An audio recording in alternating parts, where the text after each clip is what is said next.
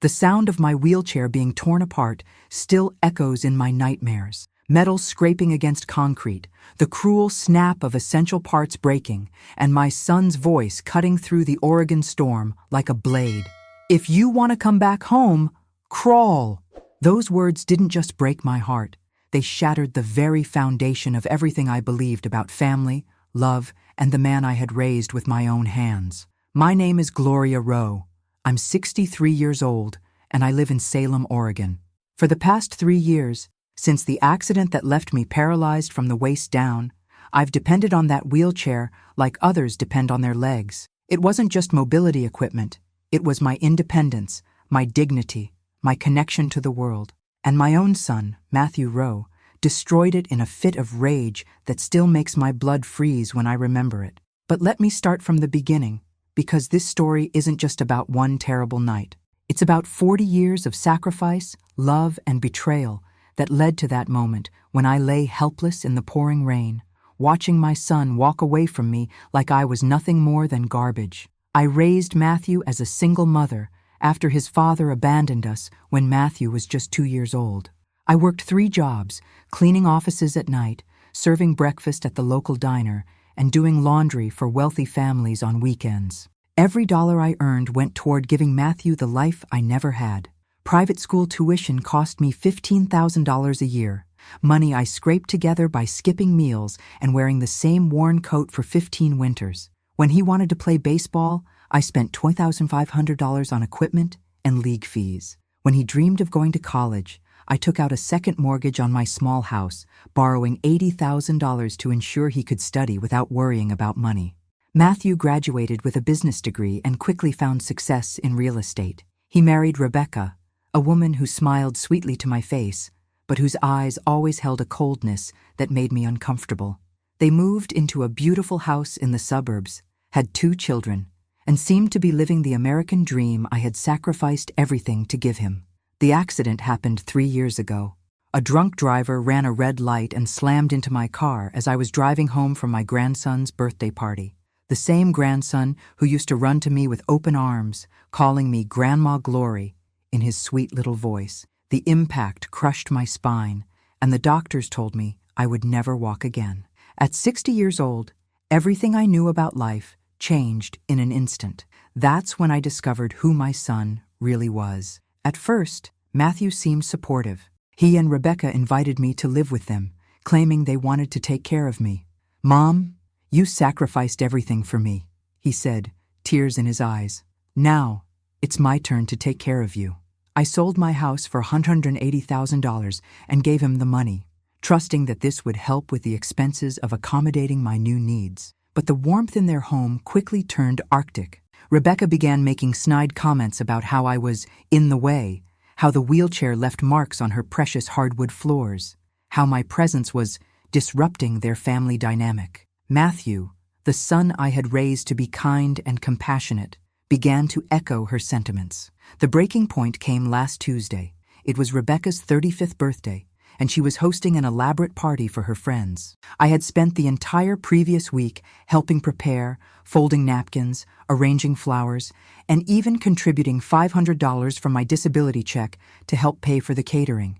I was so excited to be part of the celebration, to feel useful and included.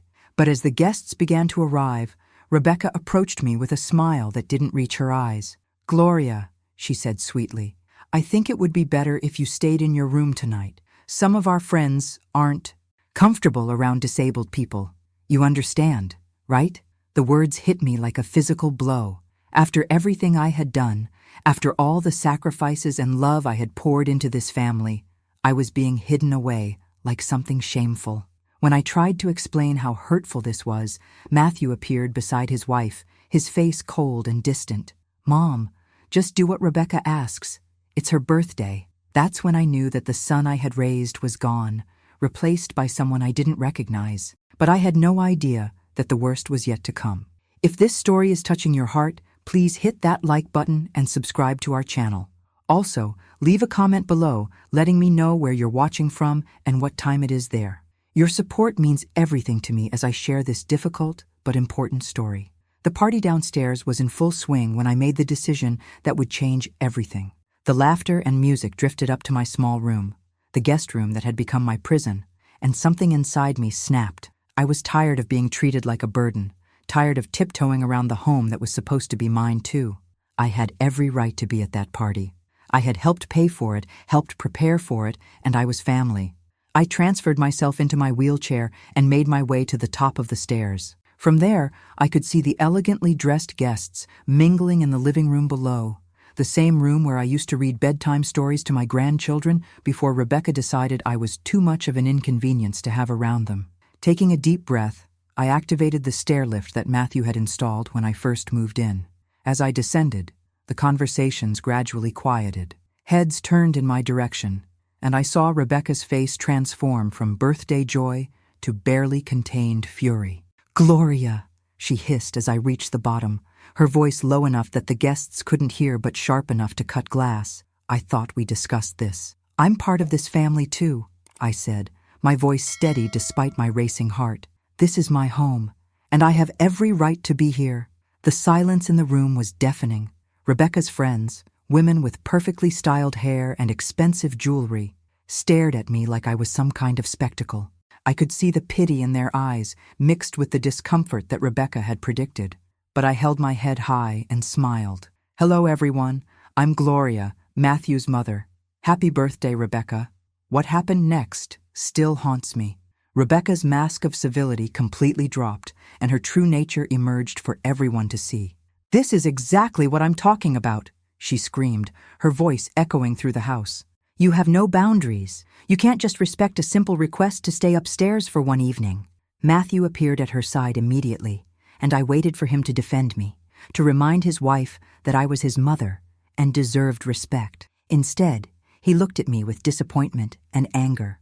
"Mom, why do you have to make everything about you? Can't Rebecca have one night, just one night without drama?" The words felt like a physical slap. Drama? I was the one causing drama. After 40 years of putting his needs before my own, after sacrificing my health, my savings, my entire life for his happiness, I was the problem? "Matthew," I said, my voice breaking, "I'm your mother. I raised you. I gave you everything I had. And we're taking care of you now," Rebecca interjected. "We gave you a roof over your head, food to eat, and this is how you repay us? By embarrassing us in front of our friends?" The guests began to murmur among themselves, some looking genuinely uncomfortable with the scene unfolding before them. One woman even approached me with kind eyes, but Rebecca quickly intercepted her. "I'm so sorry about this," Rebecca announced to the room. "Family difficulties. You know how it is." That's when something inside me broke completely. Family difficulties. I wasn't a difficulty. I was family. I was the woman who had worked my fingers to the bone to give my son opportunities, who had loved him unconditionally, who had trusted him with my entire future. "I want to go to my room," I said quietly, tears beginning to stream down my face. The humiliation was unbearable. The stares, the whispers, the way my own son looked at me like I was an unwanted stranger. It was more than I could handle. But as I turned my wheelchair toward the stairs, Rebecca made another cutting remark that pushed me over the edge. "Maybe we should look into assisted living facilities. This situation isn't working for anyone." Matthew nodded in agreement. "We'll discuss it tomorrow." The casual way they talked about disposing of me, right there in front of everyone, as if I was a piece of furniture they wanted to get rid of, ignited a rage I had never felt before. All the hurt, all the disappointment, all the betrayal came pouring out. "How dare you!" I shouted, my voice carrying through the entire house. "I am not some burden you can just throw away. I gave you everything. I sacrificed my entire life for you, Matthew. I worked 3 jobs, I went without food, I gave you every penny I had, and this is how you treat me?" The room erupted. Rebecca began screaming about respect and gratitude, guests started gathering their purses and coats, and Matthew's face turned red with embarrassment. But I wasn't finished. "I sold my house and gave you $180,000. I've been paying you $500 a month from my disability check. I've been nothing but grateful, and you treat me like I'm some kind of disease." That's when Matthew exploded. In front of all those people, he began screaming at me with a viciousness I had never seen before. Words I won't repeat here. Accusations that cut deeper than any physical wound could have. He grabbed the handles of my wheelchair roughly and pushed me toward the door. "If you're so unhappy here," he snarled, "maybe you should leave." "Where am I supposed to go?" I cried. "This is my home too." But Matthew was beyond reasoning. The storm outside was getting worse, rain pelting against the windows and thunder rumbling ominously overhead. None of that mattered to my son in that moment. He was determined to punish me for embarrassing him, for standing up for myself, for daring to exist. What happened next changed everything. The front door slammed open with such force that it crashed against the wall, letting in a torrential wall of rain and wind. The October storm that had been brewing all evening had reached its peak, and the sidewalk was already flooded with rushing water. But Matthew didn't care about the weather. He only cared about his humiliation and rage. "Get out!" he screamed, pushing my wheelchair toward the doorway. "If you can't respect our home, then leave." I grabbed the doorframe, my hands shaking with fear and disbelief. "Matthew, please! I can't go out in this. I'm in a wheelchair." But my son, the little boy I used to hold when he had nightmares, the teenager I cheered for at every baseball game, the young man I put through college, looked at me with pure hatred. "You should have thought about that before you embarrassed us." Rebecca stood behind him, her arms crossed, watching with cold satisfaction as her husband prepared to throw his disabled mother out into a dangerous storm. Some of the party guests had gathered near the door, their faces showing shock and horror at what they were witnessing. But none of them intervened. None of them spoke up. "Matthew, this is insane," I pleaded. "I'm your mother. You can't do this." "Watch me," he snarled. What happened next still feels like a nightmare I can't wake up from. Matthew grabbed my wheelchair and began pushing me forcefully toward the door. I tried to resist, to hold on to something, but he was too strong. The wheels of my chair crossed the threshold, and suddenly I was outside in the chaos of the storm. The rain hit me immediately, soaking through my thin sweater within seconds. The wind was so strong it nearly toppled my wheelchair, and the water on the ground was already ankle-deep. I could barely see through the downpour, and the cold cut through me like ice. "Matthew!" I screamed over the storm. "Please, I'm sorry. Let me back in." But instead of helping me, instead of showing even a shred of the compassion I had taught him, Matthew did something that still makes me question how I raised such a monster. He walked over to where I sat shivering and helpless, grabbed the footrests of my wheelchair, and began to dismantle it. "What are you doing?" I cried in horror. "If you want to come back inside," he shouted over the thunder, his face twisted with rage, "you'll have to crawl." The sound of metal breaking, of essential parts being torn away from my lifeline, filled the air even above the storm. My wheelchair, the $3,200 custom chair that my insurance had taken 8 months to approve, the chair that represented my independence and dignity, was being destroyed by my own son. "Stop! Please stop!" I sobbed. But Matthew continued his destructive work with methodical cruelty. The armrests came off first, then the wheel mechanisms, then the brake system. With each piece he removed, I felt more helpless, more trapped. When he was finished, what remained was barely recognizable as a wheelchair. It was a broken, useless shell that couldn't support my weight or provide any mobility. I was stranded on what remained of the seat, completely at the mercy of the storm and my son's rage. "There," he said, breathing heavily from his exertion in the rain. "Maybe now you'll understand what it means to be humble." I looked up at him through the rain streaming down my face, searching for any sign of the boy I had raised, any hint of love or regret. But his eyes were empty, cold, calculating. This wasn't just anger. This was planned cruelty. "Matthew," I whispered, "I'm your mother. I love you. Please don't leave me out here." For just a moment, I thought I saw something flicker in his expression, a shadow of doubt perhaps, or a memory of better times. But then Rebecca's voice cut through the storm from the doorway. "Just leave her, Matthew. She made her choice." And that was it. My son turned his back on me and walked toward the house, leaving me broken and helpless in the worst storm Salem had seen in years. The last thing I heard before the door slammed shut was the sound of the deadbolt turning, locking me out of what had been my home for 3 years. I was alone in the storm, sitting on the remains of my wheelchair, water rushing around me and the wind threatening to knock me over completely. The cold was becoming unbearable, and I could feel my strength ebbing away with each passing minute. My clothes were completely soaked, my hair was plastered to my head, and I couldn't feel my hands anymore. I tried calling for help, but the storm swallowed my voice. The neighbors' houses were dark, and even if they had been awake, they wouldn't have been able to hear me over the thunder and wind. I was trapped, abandoned, and slowly losing hope. As the hours passed, I later learned I was out there for nearly 6 hours. My body began to shut down from the cold and exhaustion. I remember thinking about my life, about all the sacrifices I had made, about how this couldn't possibly be how my story would end. I thought about my grandchildren, who I might never see again. I thought about the $180,000 I had trusted Matthew with, money that was supposed to secure my future. But mostly, I thought about how the son I had loved more than my own life had chosen to destroy me rather than defend me. The last thing I remember before everything went black was the sound of sirens in the distance, growing closer. Someone had finally seen me and called for help. As consciousness slipped away, I wondered if I would ever wake up, and if I did, whether I would still want to. I awoke to the steady beeping of machines and the antiseptic smell that can only mean one thing: hospital. My throat was raw, my body ached in ways I had never experienced, and for a moment I couldn't remember why I was there. Then it all came flooding back: the party, the humiliation, the storm, and my son's unthinkable cruelty.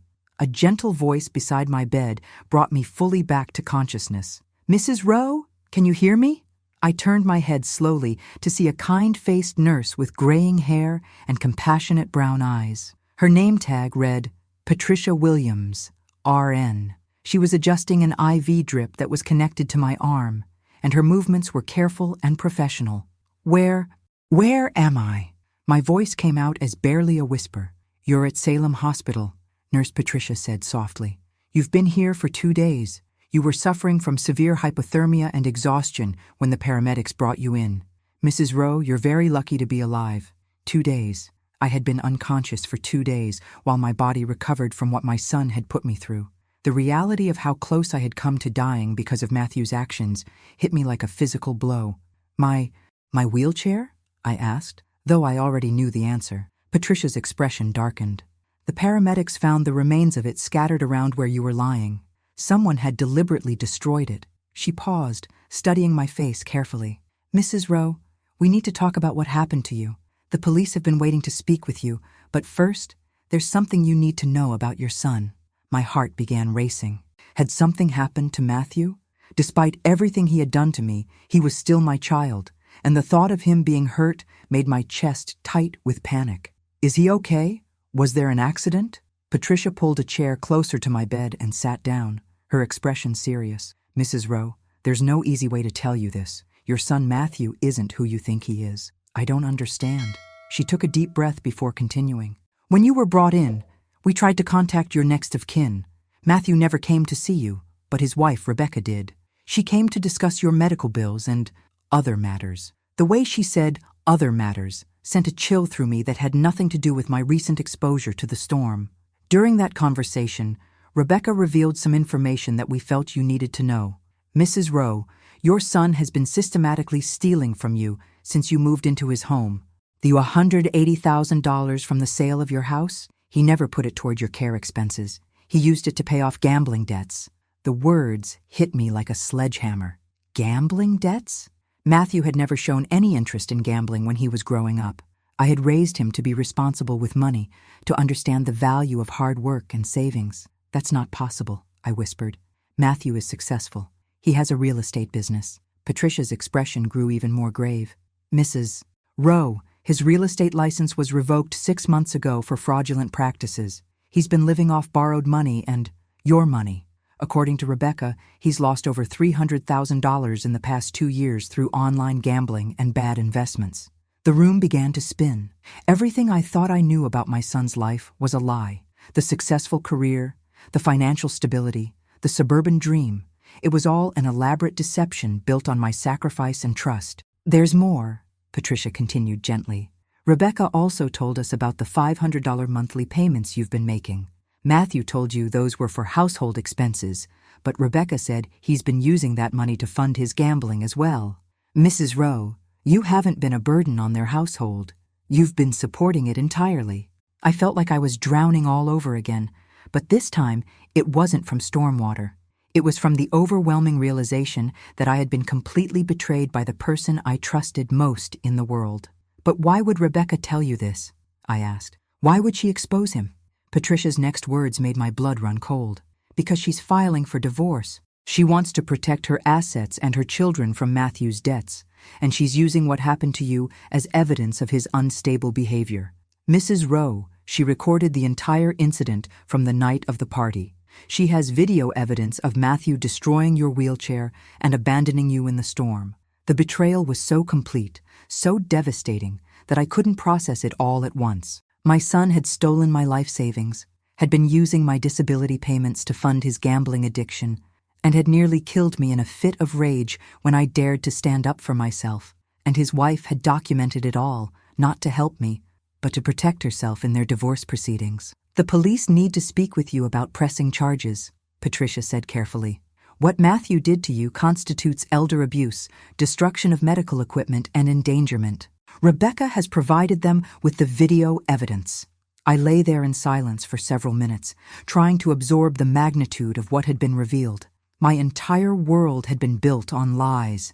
The son I had sacrificed everything for was a gambling addict who had stolen my future and left me to die.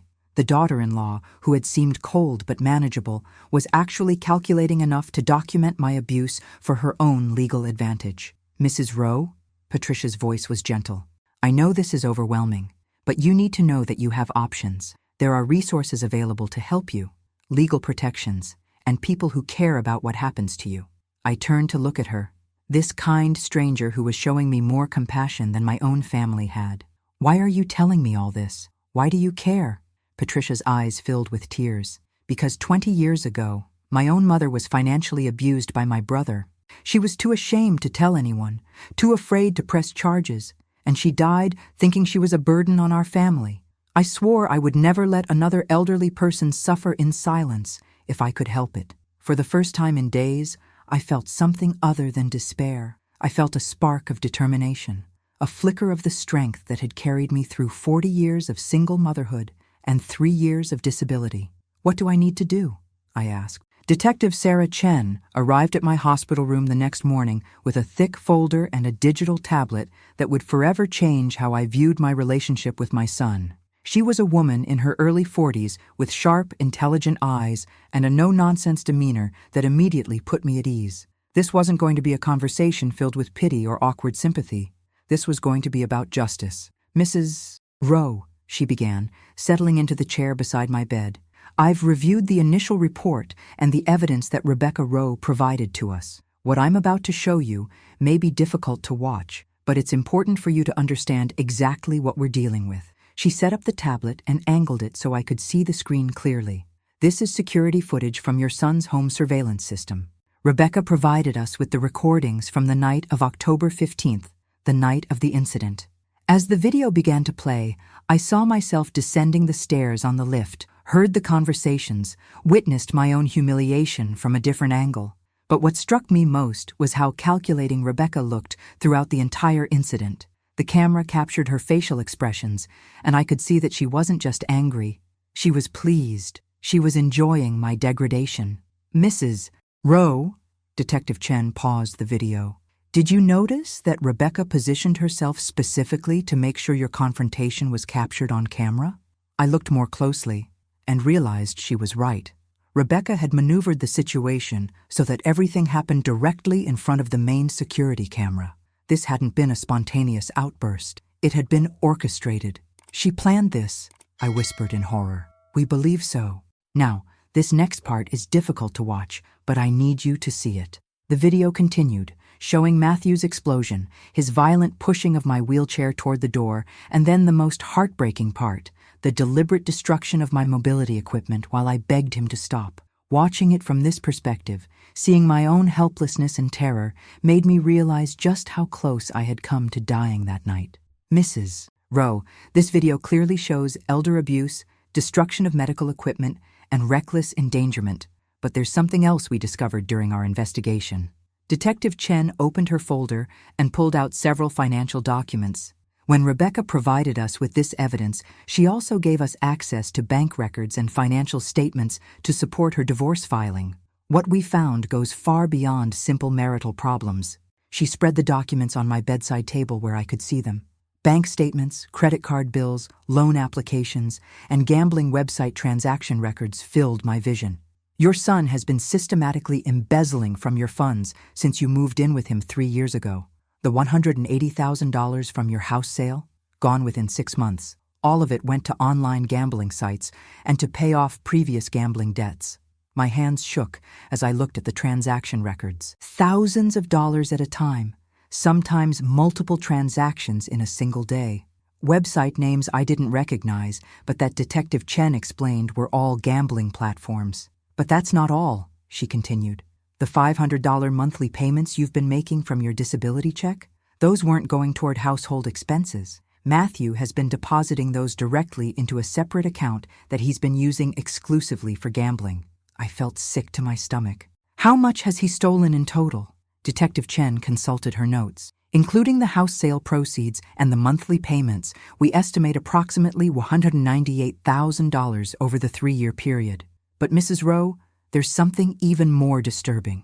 She pulled out another set of documents. Matthew has been forging your signature on loan applications, using your social security number and personal information to take out loans in your name. We found evidence of at least $45,000 in unauthorized loans. The room began to spin again. Not only had Matthew stolen my existing money, but he had also put me into debt without my knowledge. At 63 years old, with a disability and no significant income beyond my monthly checks, I was facing financial obligations I couldn't possibly meet. The good news, Detective Chen said, is that we have solid evidence of identity theft and financial fraud in addition to the elder abuse charges. The bad news is that your son and his wife appear to have planned this entire situation very carefully. What do you mean? Rebecca's decision to provide us with this evidence isn't motivated by concern for your welfare. Our investigation suggests that she discovered Matthew's gambling addiction and financial crimes months ago. Instead of reporting them or trying to get him help, she's been documenting everything to protect herself in the divorce proceedings. I stared at the detective in disbelief. So she knew what he was doing to me? We believe she not only knew, but may have encouraged some of his behavior toward you. The video evidence shows her actively participating in your humiliation and abuse. She wanted you out of the house, and she wanted your abuse documented so that Matthew would look like an unfit parent and spouse in court. The depth of the betrayal was staggering. Both of them had been using me, Matthew for money to fund his addiction, and Rebecca for evidence to win her divorce case. I had been nothing more than a pawn in their toxic marriage. Mrs. Rowe, I need to ask you some specific questions about your living situation and the financial arrangements you had with your son. For the next hour, Detective Chen walked me through every detail of my time in Matthew's home. She asked about the monthly payments, about any documents I had signed, about conversations I had overheard, and about any other family members who might have been aware of the situation. As we talked, a clearer picture emerged of just how calculated this abuse had been. Matthew hadn't simply fallen into gambling and then made poor decisions. He had targeted me specifically as a source of funds. The invitation to live with him hadn't been motivated by love or duty, but by access to my house sale proceeds and monthly income. Detective Chen, I asked, as our interview was winding down, what happens now? Now we build a case. We have strong evidence for multiple felony charges against Matthew, and we're also investigating Rebecca's role in this situation. But Mrs. Rowe, I need to be honest with you. Even if we recover some of the stolen money, it's unlikely you'll get back everything that was taken. The financial reality of my situation was becoming clear. I was essentially homeless, with no savings, facing unknown debt obligations, and dependent on a disability income that wasn't enough to cover independent living expenses. At 63 years old, I was starting over with less than nothing. But as overwhelming as this was, I felt something I hadn't experienced in years: hope. For the first time, someone believed me, someone was fighting for me, and someone was going to hold my abusers accountable. I want to press charges, I said firmly. I want them both to face the consequences of what they've done. Detective Chen smiled for the first time during our conversation. Mrs. Rowe, I was hoping you would say that. The morning after my conversation with Detective Chen, I was surprised to receive a visitor I hadn't expected. Patricia, the nurse who had first told me about Matthew's betrayal, knocked softly on my door and entered with a warm smile and a cup of coffee that smelled like heaven. "I brought you some real coffee," she said, settling into the familiar chair beside my bed. "Hospital coffee is terrible, and I thought you might need something good today." I accepted the cup gratefully, inhaling the rich aroma before taking my first sip in days. "Patricia, you've done so much already. You don't need to keep checking on me." "Actually, I do," she said with a mysterious smile. "Mrs. Rowe, Gloria. Can I call you Gloria? I have something important to tell you." I nodded, curious about her serious tone. "After our conversation yesterday, I couldn't stop thinking about your situation. I went home and told my husband, James, everything that had happened to you. James is a retired attorney who specialized in elder law and financial crimes." She paused, studying my reaction. "He wants to help you pro bono." The kindness of strangers was overwhelming me more than the cruelty of family ever had. "Patricia, I can't ask you to. You're not asking. We're offering. James has been retired for 2 years, and he's been looking for a case that matters, something that reminds him why he became a lawyer in the first place." Before I could respond, there was another knock on my door. A tall, distinguished man in his late 60s entered, carrying a briefcase and wearing a kind smile that immediately reminded me of my late father. "Gloria," Patricia said, "this is my husband, James Williams." James approached my bed and extended his hand, which I shook with growing amazement. "Mrs. Rowe, Patricia has told me about your situation, and with your permission, I'd like to review your case and see how I can help." For the first time in months, I felt like I wasn't alone in the world. Over the next 2 hours, James reviewed all the documentation that Detective Chen had shown me, asked detailed questions about my financial history, and took extensive notes about my relationship with Matthew and Rebecca.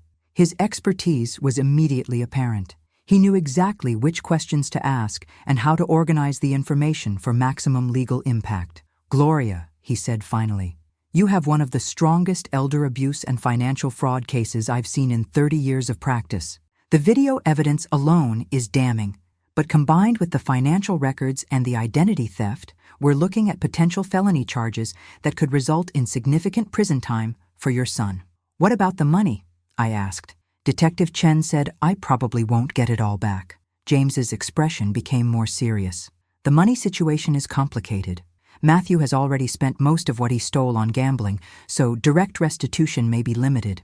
However, there are other avenues we can explore." He opened his briefcase and pulled out a legal pad covered with notes. "First, we can pursue civil suits against both Matthew and Rebecca for damages beyond the stolen money, pain and suffering, medical expenses, lost quality of life. Second, we can investigate whether any of the gambling sites or financial institutions bear responsibility for facilitating fraudulent transactions. But most importantly," he continued, "I've been researching Matthew's assets, and there's something interesting.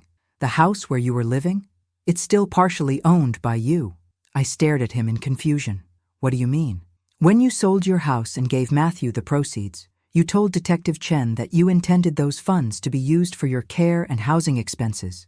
In legal terms, that creates what's called a constructive trust. Since he used those funds fraudulently, you may have a legitimate claim to a portion of his property." The implications of what James was saying began to sink in. Not only might there be criminal consequences for Matthew's actions, but I might also be able to recover some of my losses through the civil court system. "James, this all sounds too good to be true. What's the catch?" He leaned back in his chair, his expression thoughtful. "The catch is that this is going to be a long, difficult fight. Matthew and Rebecca aren't going to simply accept responsibility and make things right. They're going to hire attorneys. They're going to claim that you were a willing participant in financial arrangements. And they're going to try to paint you as a vindictive mother who can't accept her son's success." Patricia reached over and squeezed my hand. "But you won't be fighting alone." James nodded in agreement. "Gloria, I want you to understand something. This case isn't just about you anymore. Elder abuse is an epidemic in this country, and most victims never get justice because they don't have resources or support. You have both now, and we're going to make sure your story becomes a warning to other potential abusers." That afternoon brought another unexpected visitor. Detective Chen returned with additional information that had emerged during the ongoing investigation. "Gloria," she said, settling into what had become the unofficial visitor's chair. We've made some significant discoveries. First, we've identified the neighbor who called 911 the night of the storm. She consulted her notes. Mrs. Eleanor Vasquez, who lives 3 houses down from Matthew's place, saw you in the storm through her bedroom window. She's 78 years old and legally blind, but she knew something was wrong when she saw a figure that wasn't moving in the flooding water. She called emergency services and probably saved your life. The idea that a 78-year-old blind woman had shown more compassion and awareness than my own son made me both grateful and heartbroken. Mrs. Vasquez has agreed to testify about what she observed that night, Detective Chen continued. But more importantly, her 911 call was recorded, and she explicitly mentioned seeing someone deliberately breaking apart what looked like a wheelchair before walking away from the scene. This was crucial evidence that could help prove the intentional nature of Matthew's actions. There's more good news, the detective said. We've been working with the FBI's Financial Crimes Unit because some of the gambling sites Matthew used operate across state lines. They've frozen several accounts and are pursuing federal charges for wire fraud and money laundering. James looked up from his legal pad with interest. Federal charges change everything. The penalties are much more severe, and it means we're not just dealing with local prosecutors who might be inclined to plea bargain down to minor offenses. As the pieces of our legal strategy came together, I felt a growing sense of empowerment that I hadn't experienced since before my accident. For 3 years, I had allowed myself to feel like a burden, a victim, someone whose best days were behind her. Now, surrounded by people who believed in justice and who were willing to fight for me, I remembered who I used to be. I was Gloria Rowe, the woman who had worked 3 jobs to put her son through college. I was the woman who had survived a devastating accident and rebuilt her life despite being paralyzed. I was the woman who had faced down 40 years of challenges and had always found a way to persevere, and I wasn't going to let my son's betrayal be the end of my story. 3 weeks after the storm that nearly killed me, I was finally discharged from the hospital with a new wheelchair, a borrowed laptop from the hospital's patient services department, and something I hadn't had in years, a plan for the future. James Williams had worked tirelessly to coordinate with social services, and I had been accepted into a temporary assisted living facility that specialized in helping elder abuse victims rebuild their lives. The Sunrise Manor wasn't luxurious, but it was clean, safe, and filled with people who understood trauma. My small apartment had a kitchenette, a bathroom designed for wheelchair accessibility, and most importantly, a lock that only I controlled. For the first time in 3 years, I could go to sleep without worrying about being humiliated or thrown out of my own home. James had arranged for me to have internet access so I could participate in building our case against Matthew and Rebecca. It was empowering to be actively involved in seeking justice rather than simply being a victim who waited for others to make decisions about my life. The first major breakthrough came during my 2nd week at Sunrise Manor. Detective Chen called with news that made my heart race with excitement. "Gloria, we executed a search warrant on Matthew's house yesterday," she said during our phone conversation. "We found something remarkable." I gripped the phone tighter, barely breathing as I waited for her to continue. "Your son apparently kept detailed records of his gambling activities, thinking he could claim them as tax deductions for investment losses.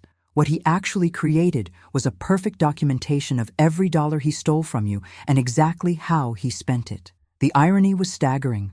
Matthew's own greed and attempt to game the tax system had created the evidence that would destroy him.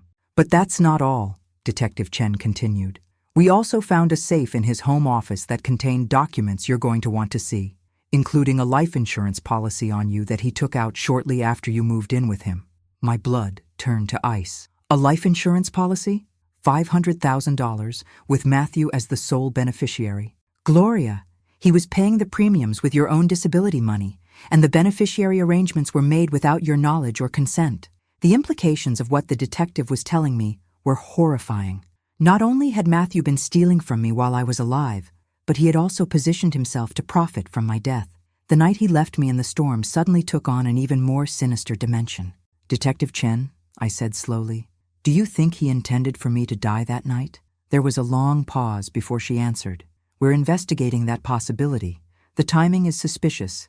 He takes out a large life insurance policy. His gambling debts reach a critical point, and then he abandons you in a life-threatening storm. A prosecutor could certainly argue that this was attempted murder for financial gain.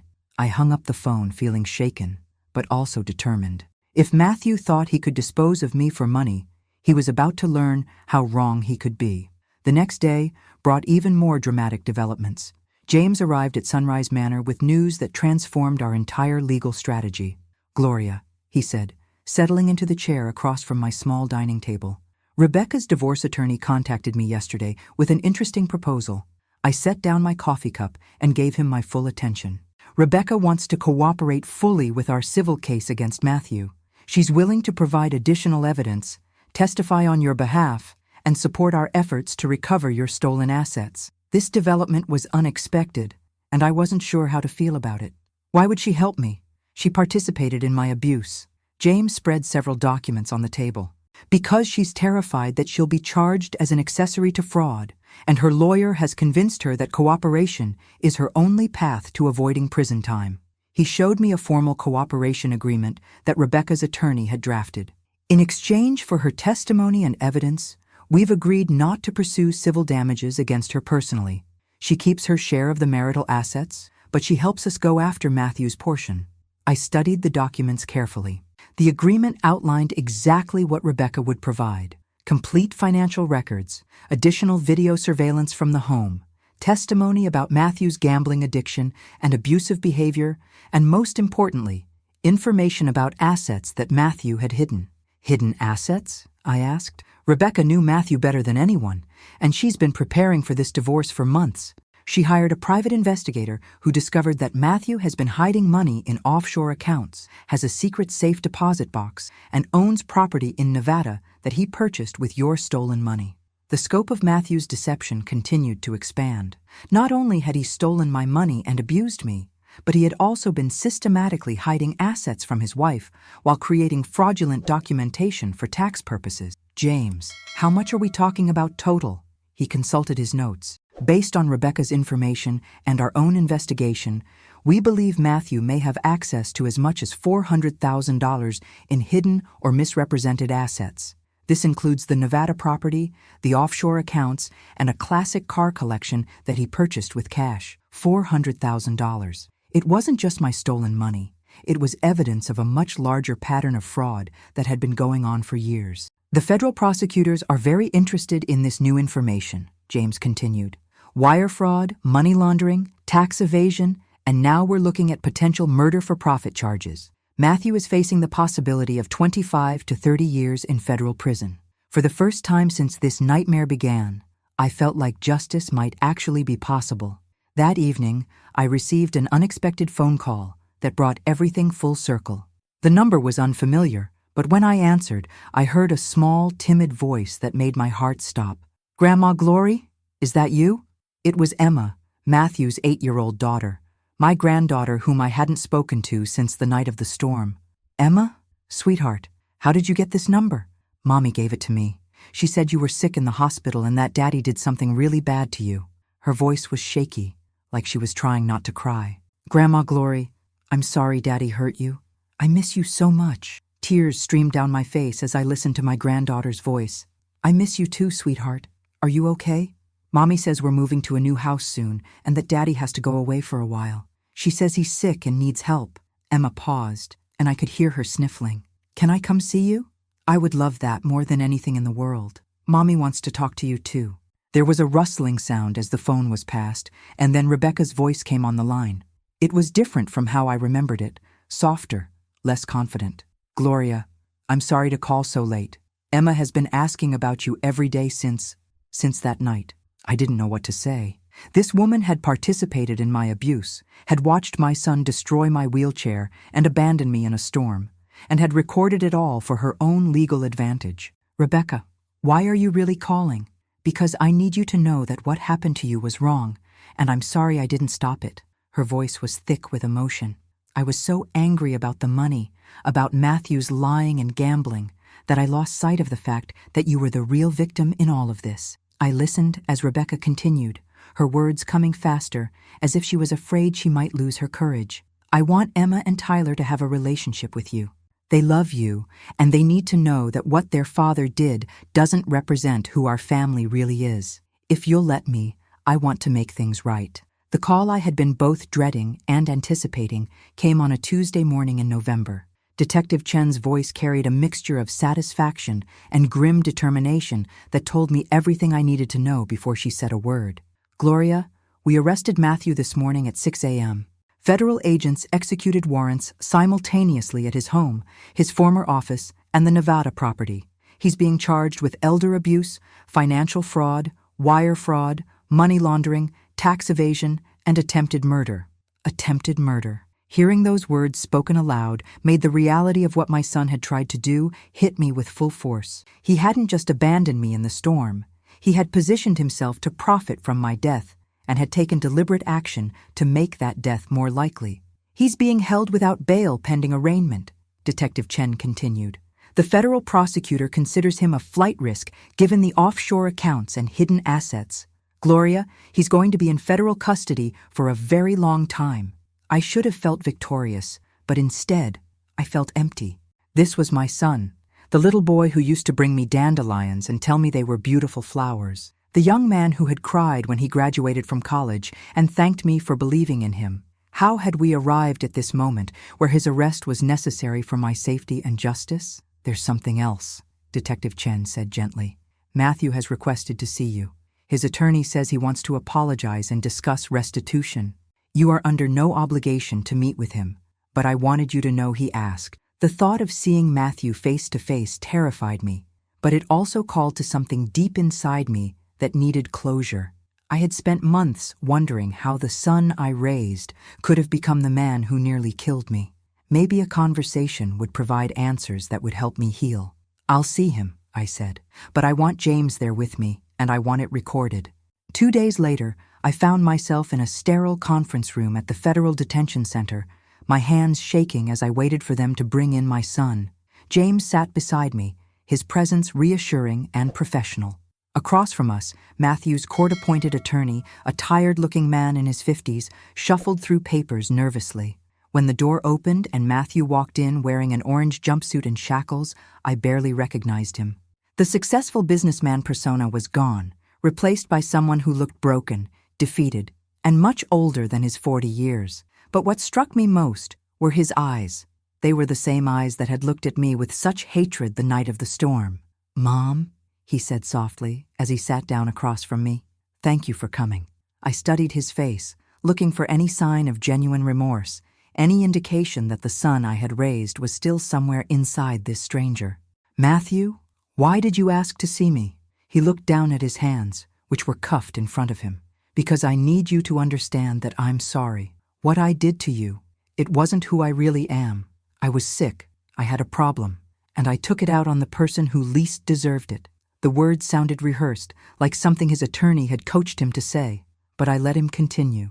"The gambling addiction, it started small, just sports betting with some guys from work, but it got out of control so fast. I was losing thousands, then tens of thousands, and I didn't know how to stop."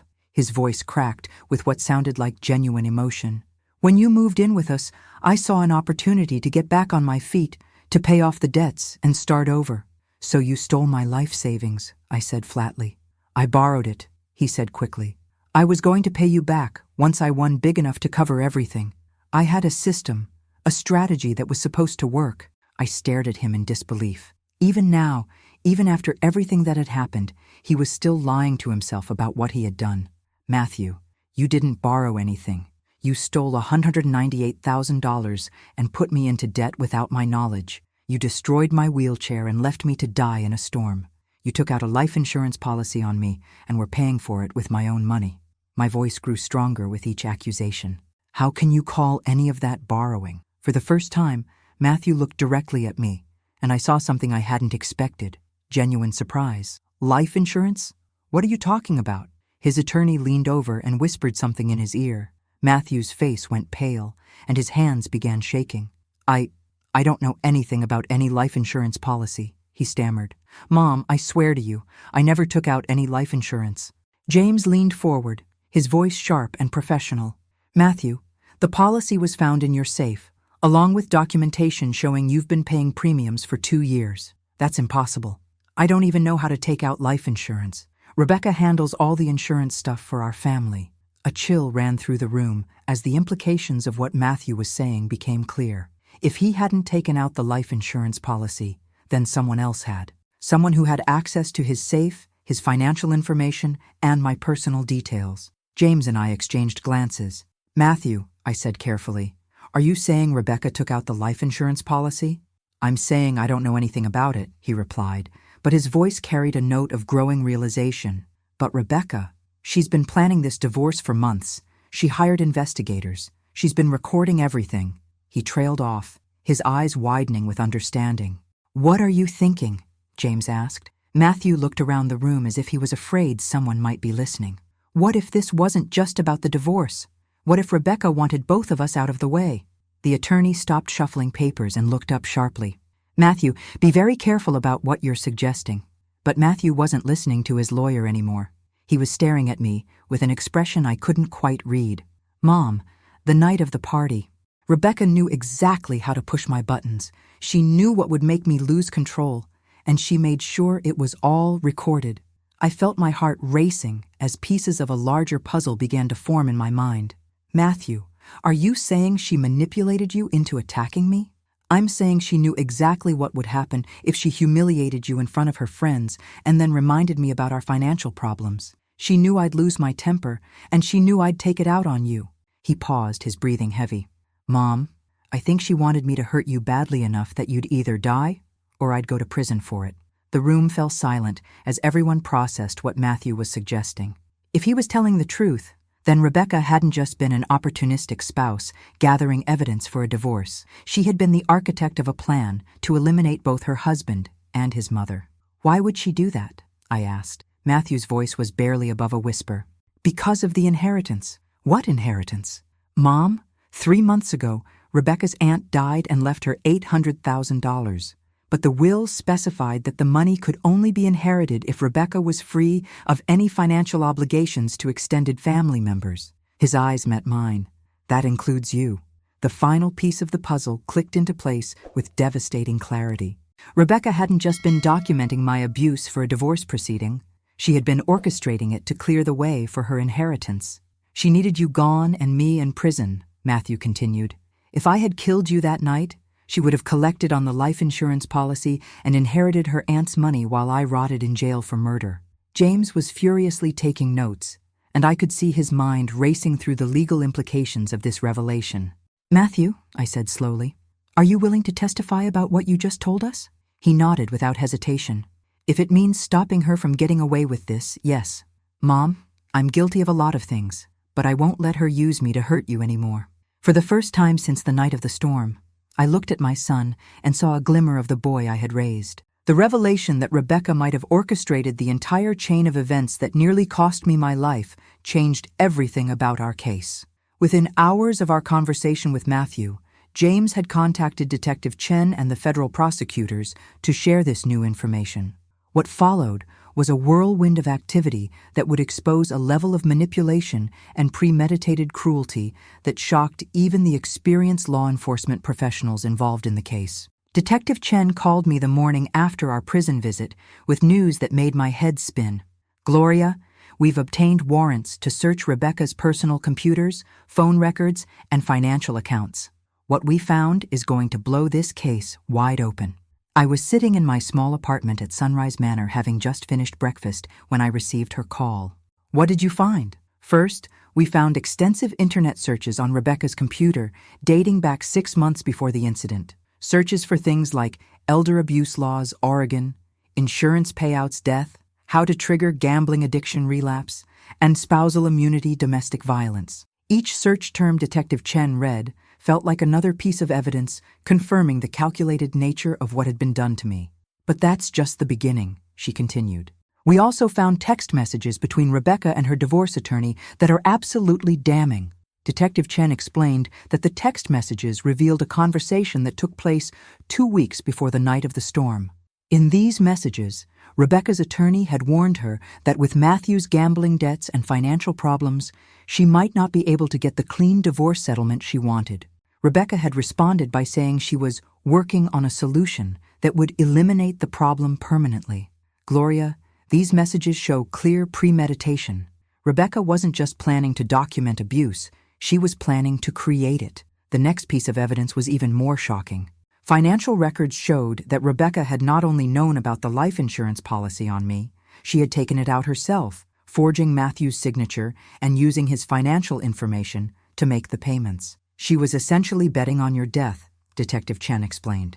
Between the life insurance payout and her aunt's inheritance, she stood to gain over $1 million if you died and Matthew went to prison for killing you.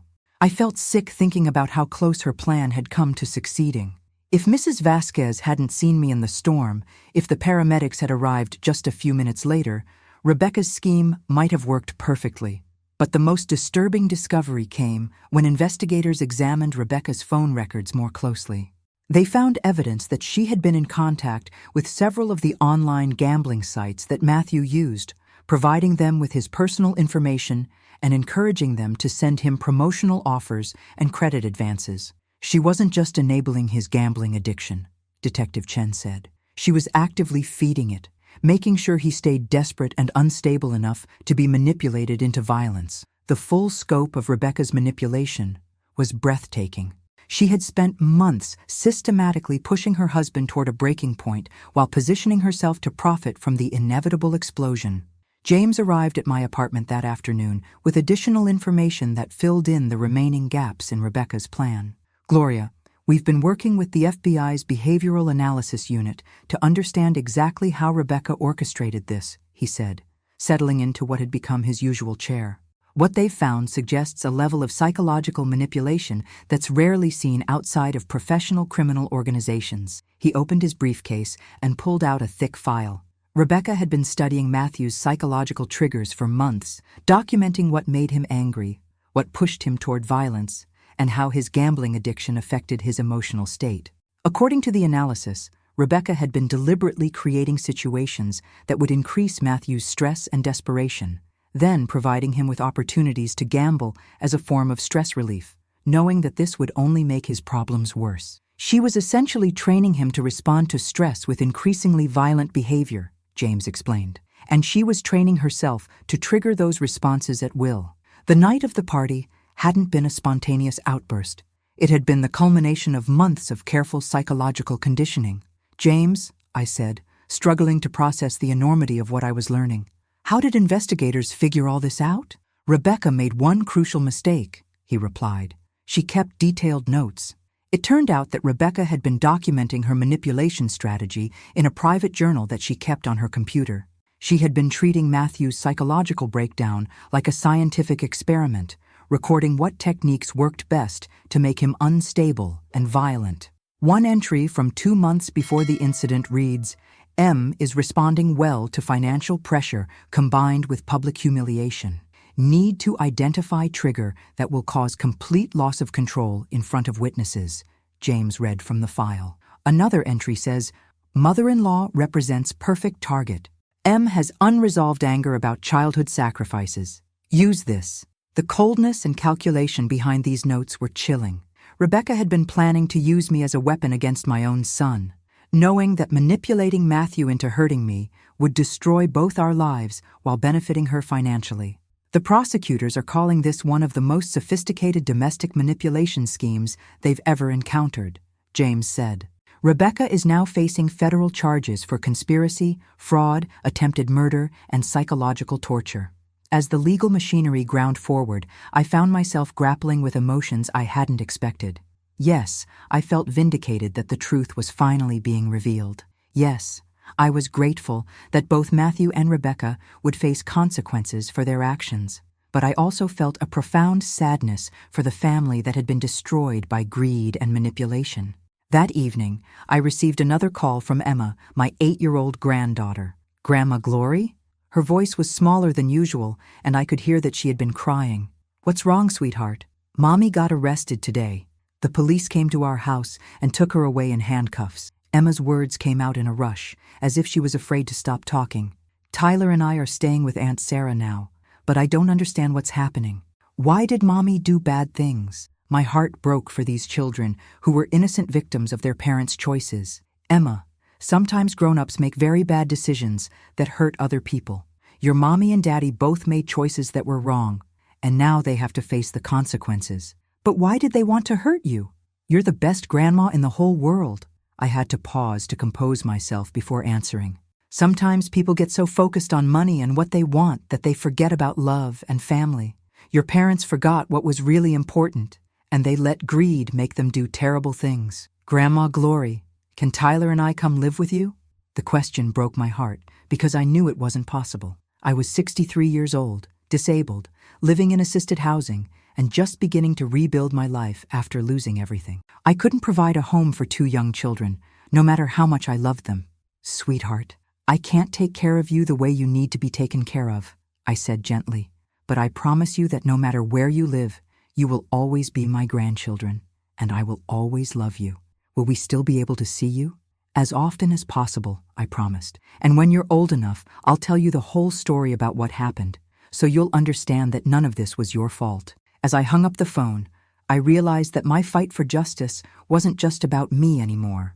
It was about making sure that Emma and Tyler would grow up knowing that their grandmother had fought back against the people who tried to destroy her, and that sometimes, even when everything seems lost, truth and justice can still prevail. 6 months after that terrible night in the storm, I sat in federal court, watching as the judge pronounced sentences that would change all our lives forever. The courtroom was packed with reporters, victim advocates, and law enforcement officials who had worked tirelessly to ensure that justice would be served. But most importantly, sitting in the front row behind me were Emma and Tyler, my grandchildren, who had been granted permission to attend the sentencing with their court-appointed guardian. Judge Margaret Harrison had presided over the entire case with fairness and compassion, and her words during the sentencing hearing reflected both the gravity of the crimes and the hope for healing that lay ahead. "Mr. Matthew Rowe," she began, addressing my son who stood before her in shackles and an orange jumpsuit, "you have pleaded guilty to elder abuse, financial fraud, and conspiracy. While your cooperation in exposing the full scope of this criminal enterprise has been noted, your actions caused severe physical and emotional harm to your mother, a woman who sacrificed everything to give you opportunities in life." Matthew kept his head down as the judge continued, but I could see his shoulders shaking. Whether from fear, remorse, or both, I couldn't tell. "You are sentenced to 12 years in federal prison, followed by 5 years of supervised probation. You will make full restitution to your mother in the amount of $198,000, plus interest and damages. Additionally, you will forfeit all assets obtained through fraudulent means, including the Nevada property and the contents of offshore accounts." 12 years. My son would be in prison until he was 52 years old. Emma would be 20 when her father was released. Tyler would be 18. They would grow up without him, just as he had grown up without his own father. The judge then turned her attention to Rebecca, who stood with her attorney at a separate table. The woman who had once seemed like nothing more than a cold daughter-in-law had been revealed as the architect of a scheme so calculated and cruel that it had shocked even experienced federal prosecutors. "Mrs. Rebecca Rowe," Judge Harrison's voice carried a steely edge, "your crimes represent a level of premeditated cruelty that is rarely seen in this court. You systematically manipulated your husband's mental health and addiction issues for financial gain. You orchestrated the abuse of an elderly disabled woman. You committed fraud, identity theft, and conspiracy to commit murder." Rebecca finally looked up, and for a moment her eyes met mine across the courtroom. I saw no remorse there, only anger that her plan had failed. "You are sentenced to 25 years in federal prison without the possibility of parole. You will forfeit all assets, including the inheritance from your aunt, which will be held in trust for your children.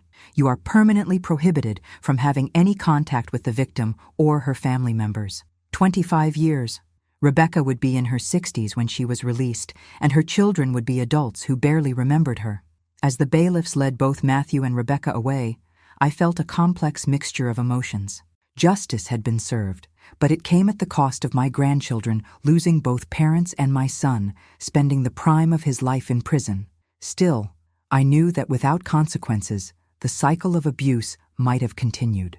After the sentencing, James and I met with the federal prosecutor to discuss the restitution and asset recovery process. The news was better than anyone had expected. "Gloria," said Assistant U.S. Attorney Michelle Rodriguez, "between the Nevada property, the offshore accounts, and the forfeited inheritance money, we've recovered approximately $425,000 in assets connected to this case." The amount was staggering, more than double what had been stolen from me. "How is that possible?" I asked. "Rebecca's aunt's inheritance was larger than initially reported," James explained. "And Matthew's gambling records helped us trace additional fraudulent transactions that led to discovering other victims and asset recovery actions." Attorney Rodriguez nodded. "Mrs. Rowe, after restitution for your direct losses and legal expenses, you'll be receiving approximately $180,000 in additional damages. Combined with the return of your original $198,000, you'll be in a much better financial position than when this ordeal began. For the first time in years, I would have financial security. More importantly, I would have the resources to help my grandchildren and to rebuild my life on my own terms." The most meaningful moment of that day came when I was leaving the courthouse. Emma and Tyler ran up to me, their faces bright with relief that the confusing legal proceedings were finally over. "Grandma Glory," Emma said, wrapping her arms around my waist. "Aunt Sarah says we can visit you every weekend now that the court case is finished." Tyler, now 12 years old and trying to be more grown up about the situation, looked at me seriously. "Grandma, are you going to be okay? Do you have a place to live and everything?" I looked down at these two beautiful children who had lost so much but were still capable of love and concern for others. "I'm going to be just fine," I told them. "And I'm going to make sure you both are too." Over the following months, I used the recovered funds to purchase a small but beautiful house near the children's school. It was fully accessible for my wheelchair, had a guest room for Emma and Tyler to use during visits, and most importantly, it was mine. No one could take it away from me or use it to control me. I also established an educational trust fund for my grandchildren, ensuring that they would have opportunities for college and career training regardless of what happened with their parents. The money their parents had stolen in pursuit of selfish gain would instead be used to give Emma and Tyler the foundation for honest, productive lives. As I sit here today, almost 1 year after that terrible storm, I'm recording this story not just to share my experiences, but to send a message to anyone who might be facing similar abuse. Elder abuse is real. It's more common than most people realize, and it often comes from the people we trust most. But it's not hopeless, and you don't have to suffer in silence. If you're watching this and you recognize signs of financial abuse, emotional manipulation, or physical mistreatment in your own life or in the life of someone you care about, please reach out for help.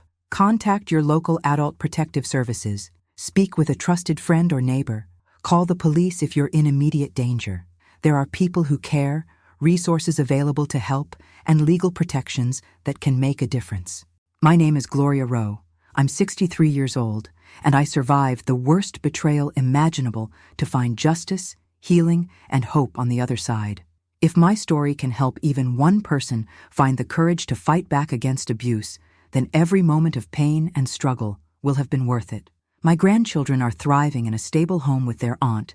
They visit me every weekend, and we're building new memories based on love rather than manipulation. Matthew is serving his sentence and has been participating in addiction counseling and anger management programs. I've even begun corresponding with him, cautiously working toward a relationship based on honesty and accountability rather than obligation and guilt. Rebecca is in federal prison where she belongs, and her children are protected from her influence during their formative years. And me? I'm not just surviving, I'm thriving. I volunteer with elder abuse prevention organizations, I'm writing a book about my experiences, and I wake up every morning in my own home, grateful for second chances and the strength to fight for what's right. If this story has touched your heart, or if you've learned something important, please hit that like button and subscribe to this channel.